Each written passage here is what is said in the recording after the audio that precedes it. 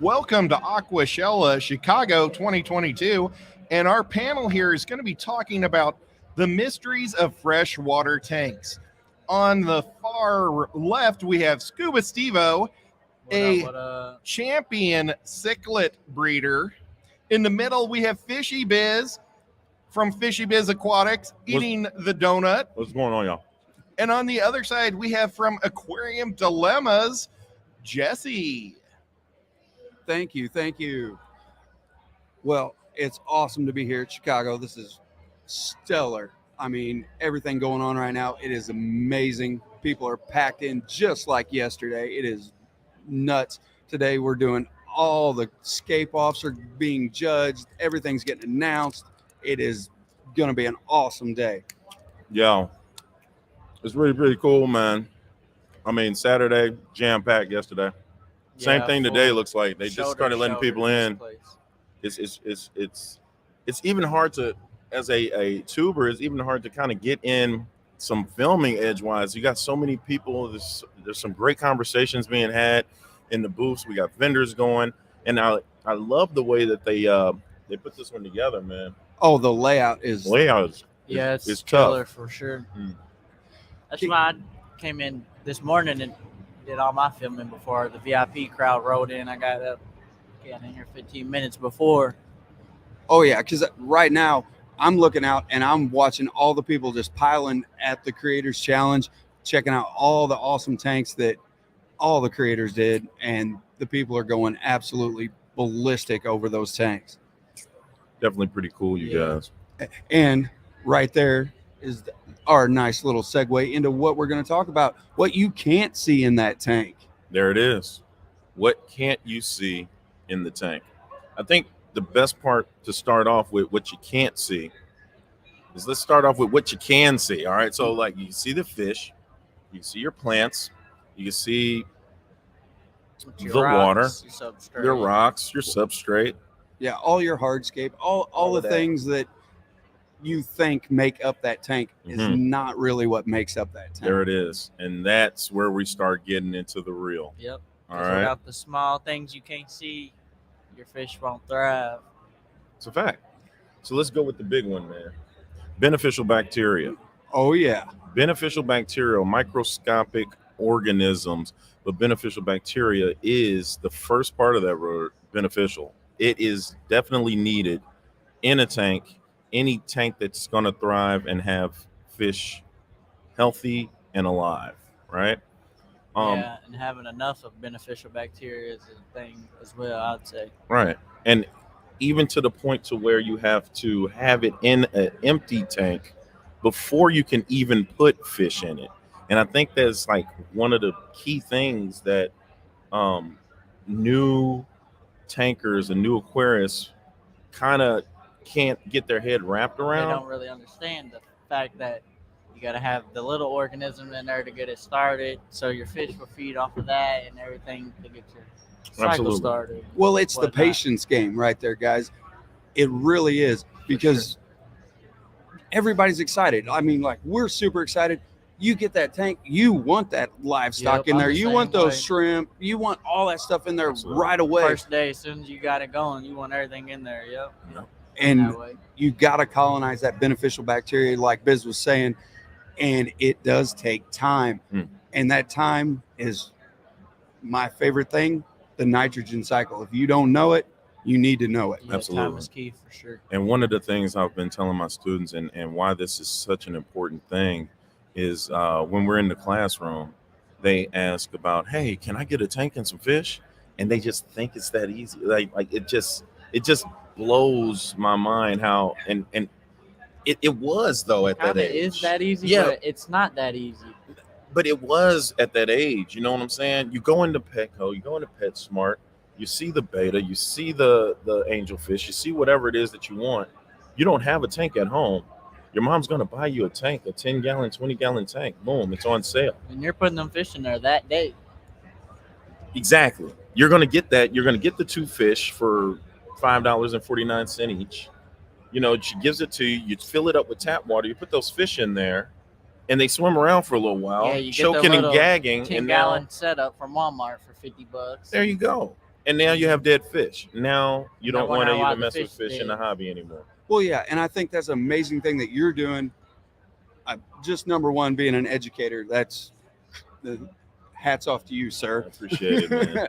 But the education that you're doing in your class and teaching this very, I won't say simple concept, because it's not. It's all about the patience and the learning and the understanding of the microorganisms and everything that are going on in this tank. For sure. I mean, if we had a set of glasses where you could put on and look into that water column, it would probably blow your mind. Absolutely. A magnifying glass. I was about to say, you need to have your students take a scoop of the water out and get some microscopes and look under it and see all the organisms in there. Guess and what, stuff little like buddy? I have, son. that. You I have. have, son. Yeah. They was like, "Whoa, what is that? What is that?" Absolutely. I bet. So I can hear them now. the last thing that we've done was we started off with water quality. And so they've been testing water, making sure the nitrate levels, and they've been looking into the importance of it on pH and stuff.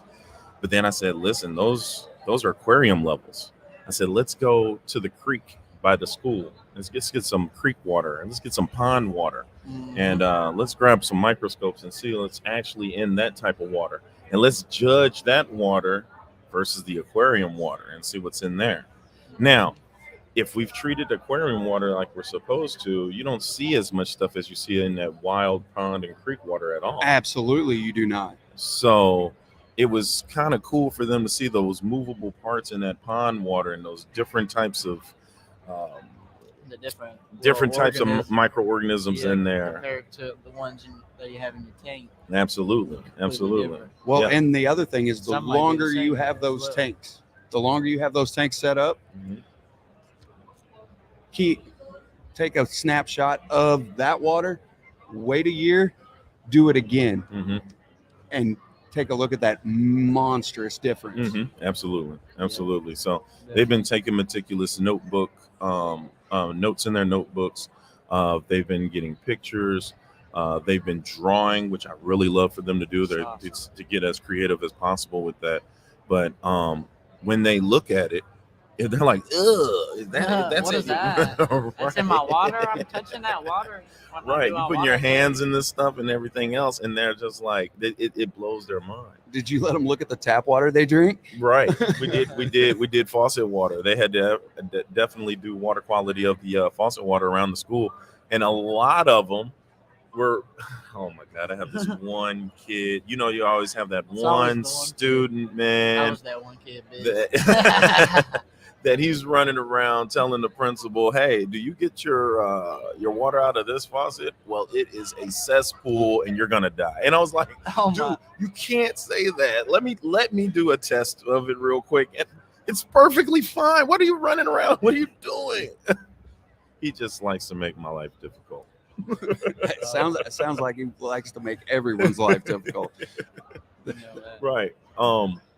You know, I think it's super important because when you first started tanking, Jesse, how long did it take for you to, once you realized that you had to get some bacteria in there before you had to, before you were able to get fish in there? What was the timetable on before you can even put a fish in the tank back in the day?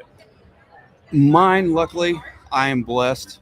Carrie, Science Gal Aquatics, is my better half.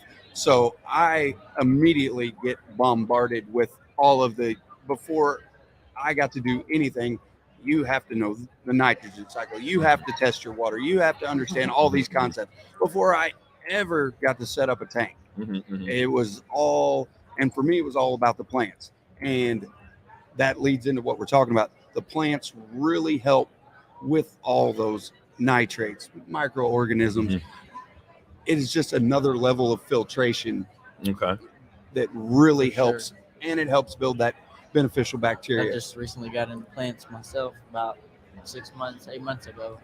Yeah, me too. Not too long ago, and I knew the value of them. I just didn't know exactly I thought all what of to them do were with hard to take care of, but there's Yeah. just plants you could put in there and they'll thrive. If you just do your water changes and do what you're supposed to do, your plants will thrive. But if I guess Not, then the plants will start melting and dying off. I guess the question I have is back in the so like Ed, Yes. when you first set up a tank before you could put your fish in, how long was that gestation period back in the day? Like back in the Before early 80s? Fritz, before beneficial bacteria, you could just pour into a tank and immediately add fish. Well, it was kind of sad.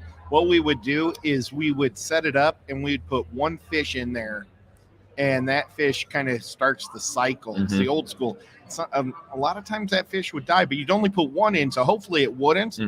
But that's how my dad taught me, and that was like in the 70s and the 80s. And that's old school stuff because I people always were grew up using waiting a month before I put any fish in, and that's how I did it as a kid. 4 weeks. And then recently, I learned you could get bio media from here, Right. loaded beneficial bacteria. And I've heard load it people in your use tank and do this and speed up cycles. And if bacteria blooms crash, you can take some cheetah media off this tank and put it on this tank, and then you level your bacteria bloom out and so on. Well, and when you mean seeded media, we're talking about anything you can pull out of your tank that is currently running. Has that beneficial bacteria already built up on it. It can be as simple as a sponge, all the way up to even plants. You can move over anything that it can attach to. You want the nastiest, gunkiest filter pad you can get, put it on there. That's what I like to do. Yeah, and that is like now, you know what I'm saying? But like I was saying, like before that, you had to wait 4 weeks. You had to put a fish in there, hoping it didn't die. You had to do the fish flake method and toss food in there and let it get bacteria on it to get beneficial bacteria. And you know the way that if we're bringing up future fish keepers like I am in the classroom, for me to tell them, grab you some Fritz, it's already a live bacteria. You can put that in your tank, and then you can probably have fish in there in 24 hours. It seems so. That's why it seems maybe more easy to them, because they don't know what it took to get to this point before. Well, you're right. There's been a progression from what Ed was talking about in the 80s of, okay, we're going to jumpstart it by putting one fish in there, and then we went to the fish food method, and then let the tank cycle and crash and come back. And then now we're moving on to you can buy a product, or once you've already done the 4 weeks and you've seeded a tank, then you can start moving that seeded material to new tanks. Right. Yeah, like that prime and stability method, that works. You can put fish in and just dose it. And I've done that method before. Man, with my students. And putting fish in the first day as soon as I get the tank up. Yeah. I sent them home last year. I sent 11 students home with 11 10 gallons and fish, and had instructed them in a week and a half on exactly the steps that you have to do to set this tank up same day and put the fish in. And every tank that I sent home with them had to have a squaz out, sponge filtered beneficial bacteria dirty water.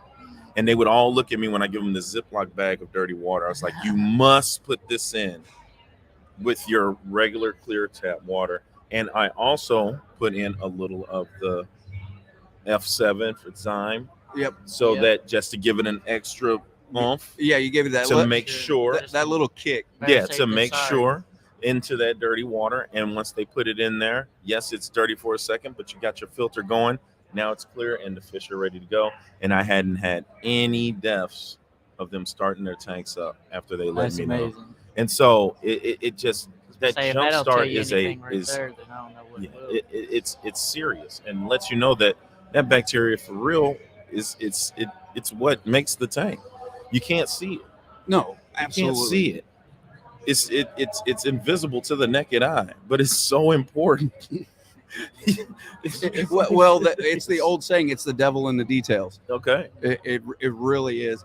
And you just need to, again, like you said, people take it for granted.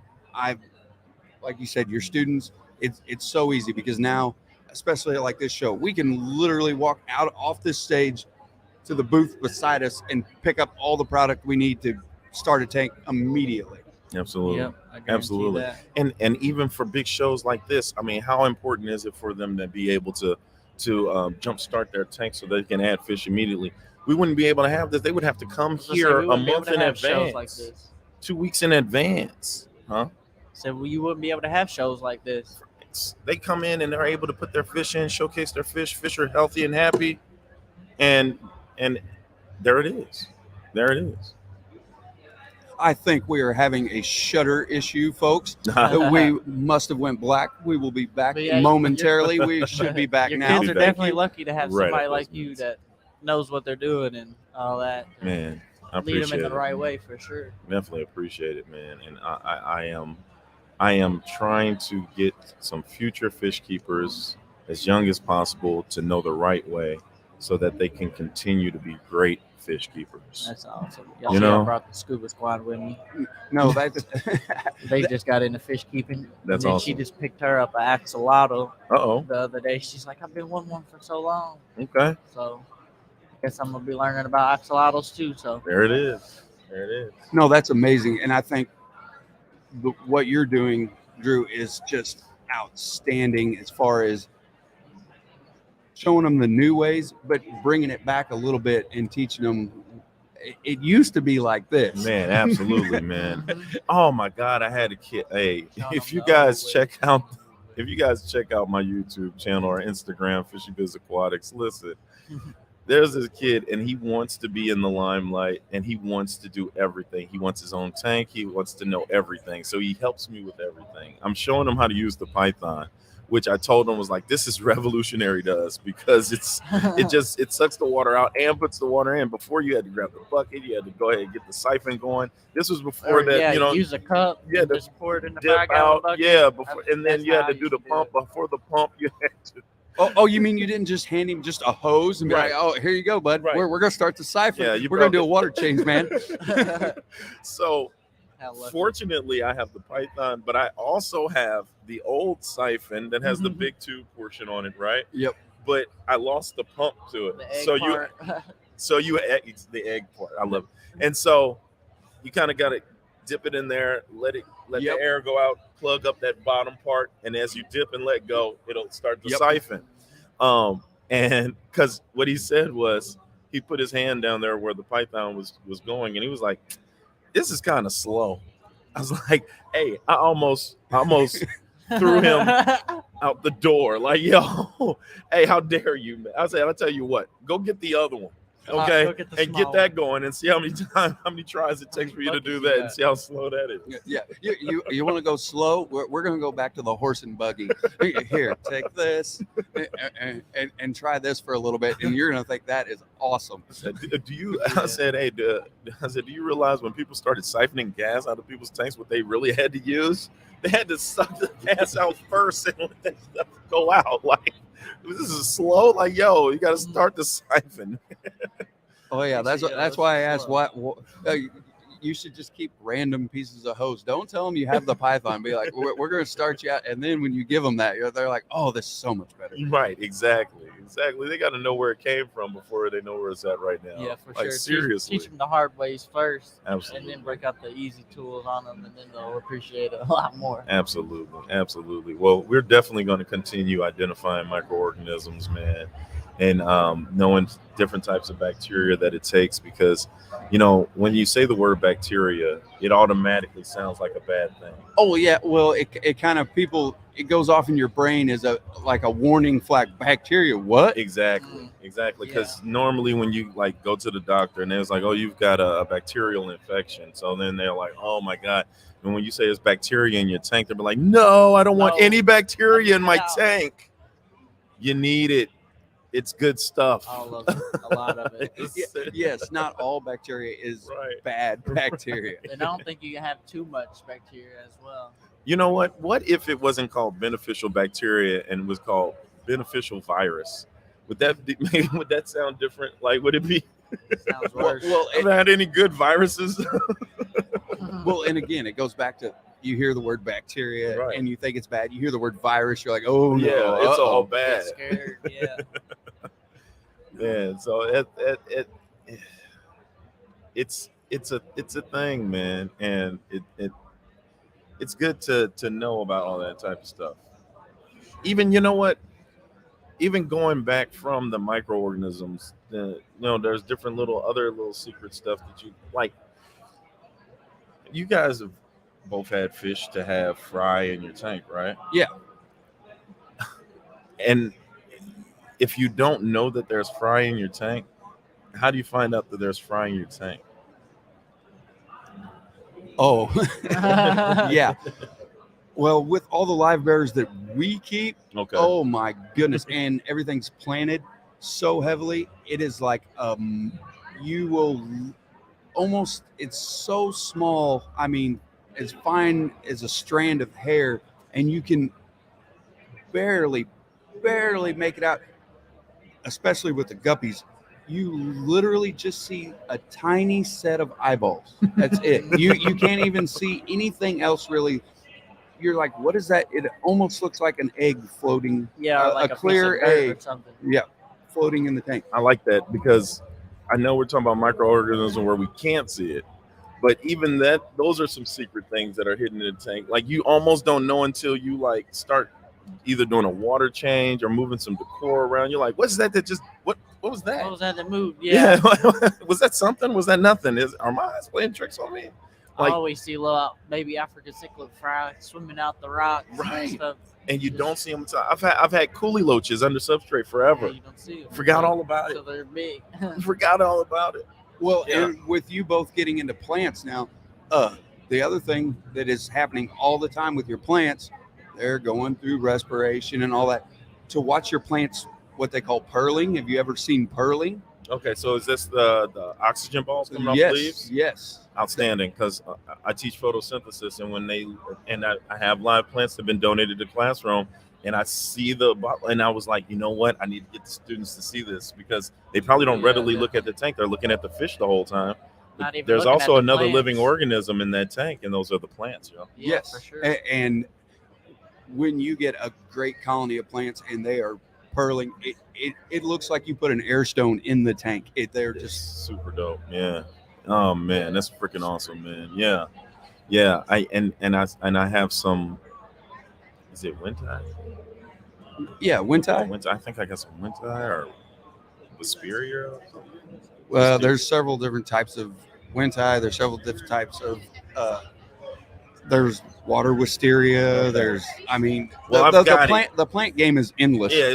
Hey, look. Yeah, all I kinds. just stick to the simple stuff till I It's start got knowing some it. kind of plant. Yeah. And it's bubbling. It's bumbling. It's got some store lettuce I just threw in there. But yeah, man, that is super cool. And there's so many different things that's going on with those plants that you can't see. That whole photosynthesis thing is happening to those plants underwater, and we've been looking at that also. I ask them, like, if you guys put a regular house plant in a shaded area and put sunlight to one side, you'll see those leaves stretch out because they want to touch that sun. What do you think sea plants do? They stay up closer in the shallow so they can get closer to the sunlight. Well, and aquarium plants are also the same in the fact that you can have plants that need more light, and you can have crypts and types of plants that do not need as much light. Mm-hmm. Yeah, the low light plants are my favorite. The Nana Petites and stuff like that. The easy ones. Definitely need it. That's what I go for. Especially if you're not the biggest plant person but want plants, and you only have you don't have the specific plant light. Yeah. Then it's something like a low light plant that would definitely be beneficial for you. Well, and you can also do like house plants even. Have you guys also seen that they'll put pothos in the back of a filter? That works. Or Yeah. the flower horn tank. I've got pothos in every tank in the classroom, in the back of it. So, and that's super cool. That's super cool.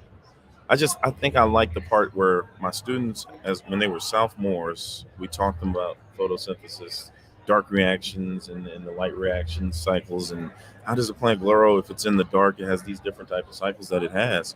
And then now they're back in ecology and we're talking about aquatic plants.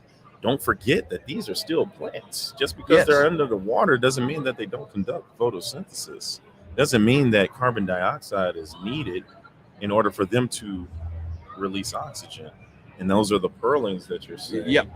And for Correct. those people that are really into it and they want to CO2 their tanks, that's the carbon dioxide that they need to get it started. So it's full circle, man. And that's what I love about the hobby, man. It comes full circle. It's a great circle of life. It's in your glass box, and you can do so much different stuff and Endless learning about it things. and putting things together. It's endless for real. Still learning things every day. I Absolutely. watch YouTube and learn stuff. And Well, that's a great come to thing. events like this. Absolutely. It's just endless. It's a great thing about this hobby. You never stop learning. There is you, especially even here, you can have a conversation with someone every minute of the day here and learn something new at every moment. Yeah, turn around and learn something new at every booth. Definitely. Yeah.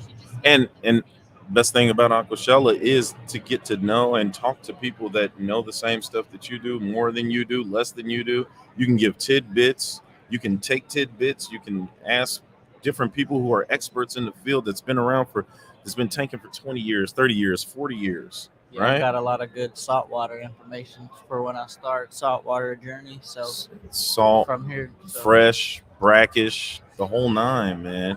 whatever and- you need, reptiles, all that. Oh man, and just to be in a place where people are like-minded, it's sometimes hard to find. And for events like this, they bring so many people together from so many different states and walks of life. And I met a guy that came from Brazil.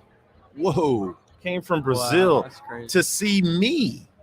Yeah, quit playing. Well, No, okay, so he didn't come to see me. He came to see John from KG Tropicals, but I met him too, and I felt like he came to see me also He because I probably was did come to see standing you, next too. to John. He's probably looking for me and Jesse. He's definitely not looking for you. You've been in the hobby, what, 7 months? And still won. Still one. And still won. What a winner. What a winner. we're going to call it beginner's luck, right? Yeah, we'll just call it that. Ticked off a lot of old heads, man. Yeah, for sure. I appreciate everybody. But it did bring a smile to my Brought face. everybody joy, Yeah. especially me. Yeah. Hey, Fishy Biz, Yo. you have a comment from Lady Diane. She wants to wish you a happy birthday. Hey, thank you, Lady Di. Lady Di is fellow St. Louisan out of Missouri. Yes. Thank She's you, Lady Di. She's as She's cool as awesome. it gets. Yeah. I gotta get. She's been wanting to give me a bunch of stuff, and I just have not even been able to meet up with her, and it's a problem because we're like 20 minutes away from, just What's up getting with stuff. that? So I got to do it. Well, But that's thank you so what's much. funny. We're from the same state. Drive past each other all the Man. time, and the only time I see you is when we come to these. all the way out of town. Yeah. It's crazy. What, It what is are you crazy. doing? I'm leaving Missouri to go to Chicago so I could see Drew. That's how this is gonna work. Yeah, I gotta get fixed. I gotta get some time somewhere, man. It's rough sometimes, but I definitely will. Lady Di, I will meet up with you. Yeah, we need to get together somewhere in St. Louis and have barbecue together and just talk fish all day I've been long. wanting to go to the St. sounds Louis Zoo sometime soon. Me and my uncle been planning a trip. It's awesome, totally free. And if Yeah, for you sure. if you wait, maybe I think they're a year and a half out. Maybe we've got the Exotic Zoo being built in North County. They're going to be able to feed the giraffes, safari through. They're making it a whole big thing. They got like over 400 acres to That play in. sounds awesome. It's going to be nuts. I knew it was under construction, but Man, I drove past it, man. They've got the thing built already where you're going to feed the giraffes at the little cafeteria thing. Giraffes. are Oh, that's awesome. Man, it's going to be off the chain, y'all. And the St. Louis Zoo is like third in the world, and it's free. Yeah, I heard it's one of the It is best ones. straight I haven't free. been there. I don't know if this Exotic Zoo is going to be free. I don't know how much they might charge people for this one. Oh, it's not connected to the zoo. It is, but it is. It's St. Louis Oh. Zoo still property, so it still might be. Well- I'm not sure though. Zoos cost a lot of money, so they do have to do some things to Yep. try to generate a little cash. Because, Facts. I think the children's petting zoo costs $2. Or Yeah, something. yeah, absolutely. So- So they No, might they have a got price the on the pets and safari goats. or the giraffe feedings or something like that. But I mean, if you go to Australia, they have the #1 zoo, and Mhm. it's like $75 a day. Jesus. And the San Diego Zoo isn't cheap either, and it's up and down hills, and they're #2. So I'm sorry, man, St. Louis. I'm putting it still #1 in my heart. That's what I'm talking about. The That's lube, what's up. baby. Let's go. But awesome, guys. Thank you so much for coming up. And I hope we see all three of you at the next Aquashella. Absolutely, Definitely man. plan Trying to make to. that. We're going to get it cracking. Yep. And where do we find your guys' content on the internets? Started off. You can find me. I'm on Instagram, YouTube, and TikTok. Scuba Steve-O's Aquatics with a K. Yo, you can find me, Fishy Biz Aquatics, on everything. I'm talking about Fishy Biz Aquatics on YouTube, Fishy Biz Aquatics, Instagram, Facebook, TikTok.